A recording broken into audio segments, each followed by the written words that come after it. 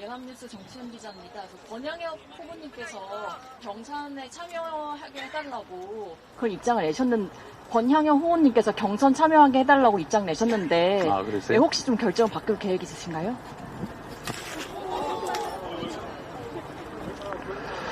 네, 권양엽 후보께서 아까 누군가 그 의견을 타진한다는 얘기를 들었는데, 경선을 하게 해달라고 입장을 냈다는 거군요.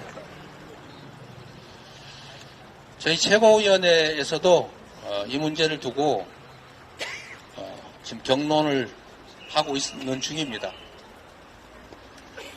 이렇게 오해를 하고 있는 상황이고, 또 집권 여당과 일부 언론들이 왜곡된 사실에 기초해서 문제를 제기해서 우리 국민들께서 잠시 혼란을 겪을 수 있으니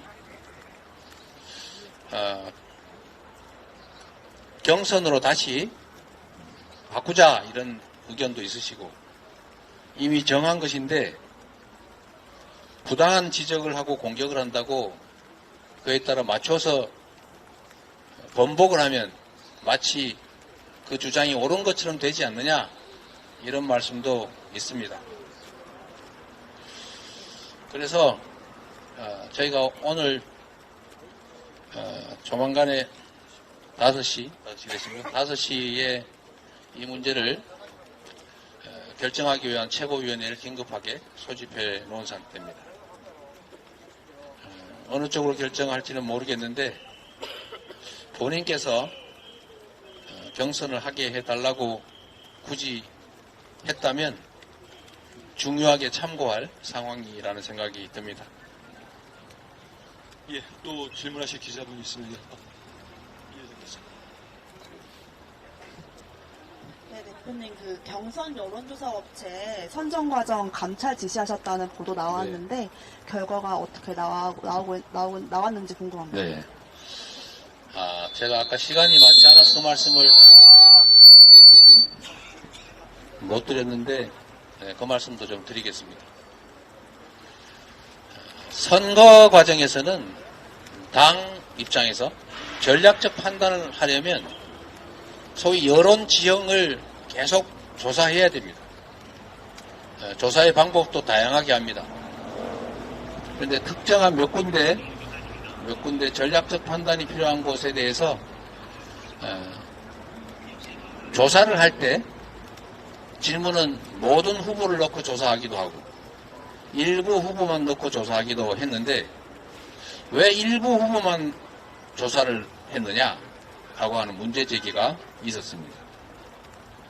당사자들로서는 왜 조사해서 나를 뺐느냐라고 할 수도 있지만, 당 입장에서는 빼고 조사할 수도 있는 것입니다. 다만 그에 대해서 불평이 있기 때문에 그 문제 제기 이후로는 전략상 필요가 있어도 더 이상 조사를 하지 않았고 또 하지 못했다는 말씀을 드립니다. 그래서 판단에 꽤 어려움을 겪었다는 말씀도 드립니다. 그런데 그 관련 업체 선정 과정에서 논란이 있었다고 합니다. 지금 현재 질문에 대한 답을 드리면 그 과정을 계속 조사를 하고 있습니다. 지금까지 드러난 일로는 최초에 선정된 업체에 대해서 5개 업체가 들어왔는데, 그 중에 1, 2, 3위 업체를 결정하려고 하는데 당직자가 그 3번 업체, 3등 평가를 받은 업체가 국민의힘 쪽 여론조사를 하는 업체다 라고 해서 제외해야 된다라고 했다고 합니다. 그래서 그걸 제외하고 나니까 이번에는 4번 업체가 종전 여론조사 할 때 실수를 한 전례가 좀 있다 라고 해서 뺐다고 합니다. 그래서 결국은 1, 2, 5번이 선정이 됐는데, 관련 업체들을 근거 없이 왜 빼느냐, 이런 항의가 있었다고 하고, 또 일부에서는 이게 액수가 많은데 왜 굳이 3개만 하느냐, 너무 많다, 업무량도 많을 수 있다 라고 해서 하나 더 해서 4개를 하자 라고 해서 4개를 선정한 것이 전부인데, 그 중에 국민의힘 여론조사를 하는 업체 부분은 제외했다고 합니다. 이 정보가 유출될 수 있다, 뭐 이런 우려를 했다고 합니다. 그 과정에 대해서 좀 더 세밀하게 구체적인 과정들을 계속 윤리감찰단에서 조사를 하고 있는 상태라는 말씀을 드립니다. 예, 추가. 그리고 또 이 문제에 대해서 이거는 업체를 선정하는 과정에 있어서의 약간의 논란이지, 그 업체들의 조사 내용은 아무 관련이 없습니다.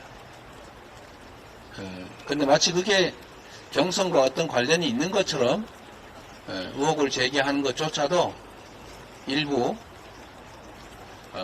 결국은 민주당의 투명하고 공정한 시스템 공천을 폄훼하는 행위라고 매우 유감스럽게 생각하다는 말씀을 덧붙입니다. 예, 대표님 다음 일정이 있어서. 또 하세요? 예.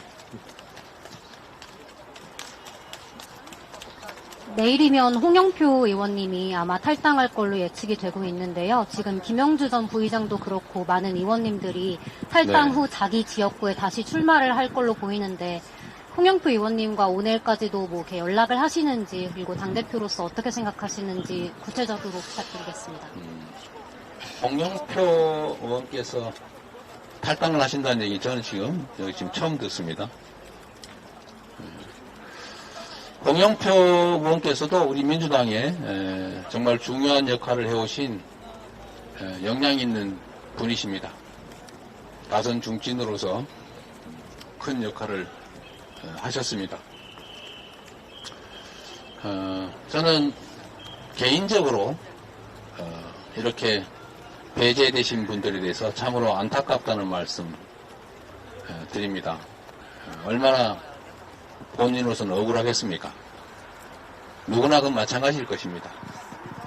그러나 당은 전체를 봐야 하고, 말씀드렸던 것처럼 다선 중진들의 이선 후퇴를 바라는 당원과 우리 국민들의 기대라고 하는 것을 전부는 아닐지라도 일부라도 충족할 수밖에 없기 때문에 결국 그 말씀을 참 그렇게 선택할 수밖에 없었던 것이 우리 공관위, 그리고 전략 공관위의 입장이었을 것입니다. 저도 그런 입장에 동의합니다.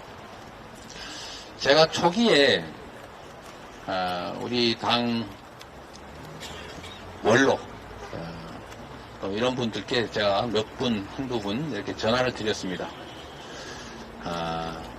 국민들의 평가도 좋지 않으시고, 또 우리 당의 좀 미래로 가야 하는 입장도 이해해 주시라. 그래서 좀 후진들에게 양보를 하시면 어떻겠느냐. 제가 이 말씀을 좀 드렸습니다. 이 말씀을 드렸는데, 그 점에 대해서 매우 섭섭하셨던 분들이 계시고, 그것을 마치 당대표가 공천에 개입하는 것으로 또 일부 언론들과 정부, 여당이 그렇게 왜곡했습니다. 당대표로서는 누구를 공천하는 것이 아니라 누군가에게 후진들을 위해서 좀 양보를 좀 해주십시오. 할 수 있는 거 아닙니까? 맞습니다. 그런데 그것이 많이 왜곡돼서 그 이후로는 아예 공천과 관련이 있는 분들한테 전화를 할 수가 없었어요. 말도 하면 자꾸 왜곡을 하기 때문에 그것을 마치 공천에 당대표가 직접 개입하는 것처럼 이렇게 왜곡을 해서 그 이후로는 누구에게도 연락을 못 드렸습니다. 이제 공천이 끝났으니까 제가 한 분, 두 분 이렇게 전화 드려서 참으로 안타깝고 개인적으로는 미안하다. 근데 당 전체를 위해서 어떻게 할 수가 없다. 이 말씀을 드렸습니다. 또 어떤 분들은 이해도 하십니다. 정말로 믿고 정말로 한스럽지만 당을 위해서 어떻게 하겠느냐라고 해서 승복하시는 분도 계시고, 근데 지금 당장은 내 감정상으로 못하겠다. 그러나 며칠이 좀 지나면서 감정을 추스리고 나도 향후 계획을 세워서 당의 결정에 따르겠다라고 공식적 입장을 정하고 당의 승리를 위해서 노력하겠다, 이런 분도 계십니다. 그런 분 계셔서 저는 홍영표 의원께서도 개인적으로 참으로 안타깝고 그러긴 하지만 지금까지 오랜 세월 당과 함께 하셨고 또 당으로부터 혜택을 받을 때도 있었으니 당으로부터 불이익을 받더라도 우리 미래를 위해서, 국민을 위해서, 나라를 위해서 조금 인내해 주십사, 이 말씀을 드리고 싶습니다. 지금이라도 저는 사실이 아니기를 바랍니다. 예, 다음 혹시 질문 있으십니까? 그러면 추가 질문이 없으면 이재명 대표님의 긴급 기자회견을 마치도록 하겠습니다. 언론 여러분 감사합니다. 고맙습니다.